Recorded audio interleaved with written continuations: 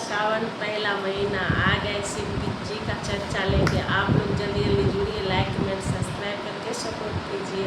तो दोस्तों, हर हर महादेव पहला दिन है। चलिए मैं प्यारा सा भजन सुनाती हूँ, आप लोग जुड़ जाइए। सावन का भजन है, आप लोग जरूर सुनिए और लाइक कमेंट सब्सक्राइब करके सपोर्ट कीजिएगा, क्योंकि फर्स्ट सावन का स्पेशल गाना है। आप लोग जुड़ जाइए। केकरा खातिर भेजला शिव गुरु हीरा, लागल कंगन मोरे रे जान रे हीरा, लागल कंगन मोरे जान रे।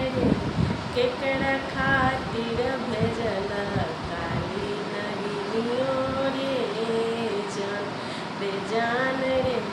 केकरा खातिर भेजला काली नगिनियो रे जान, तोहरा खातिर भेजली शिष्या हीरा, लागल कंगन मोरे जान रे हीरा, लागल कंगन मोरे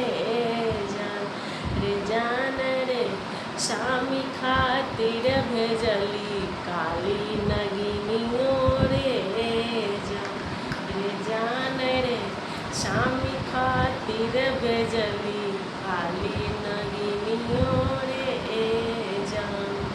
जब तू आवे शिष्या गेला चचकर मंडी लगो रे जान रे गेला चरच मंदिर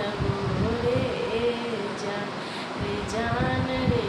पति तो हर कल को आही मन मोरे जान रे।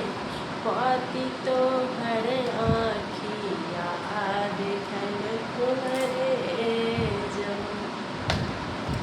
पति के गलतिया शिव गुरु माफ कई दे रे जान, शिव गुरु माफ कई दे रे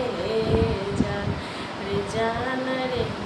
पति के कमैया करो शिव चर्चा रे जान रे। पति के कमैया करो शिव चर्चा रे जान।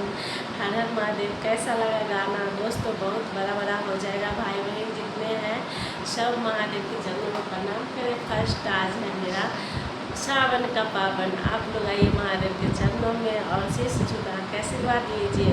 महादेव आप लोगों को, आपको पूरे फैमिली को सुखी सलामत रखे। मेरा फैमिली भी सुखी सलामत रहे, मेरा बच्चा भी खूब मन लगा के पढ़े, आगे बढ़े। हर हर महादेव। आप सबों को महादेव सारी मनोकामना पूरा करे, मेरा भी सारी मनोकामना पूरा करे। आप लोग एक लाइक एक कमेंट करके शिव चर्चा भक्ति भजन चैनल को सपोर्ट करें, आगे बढ़ाएं।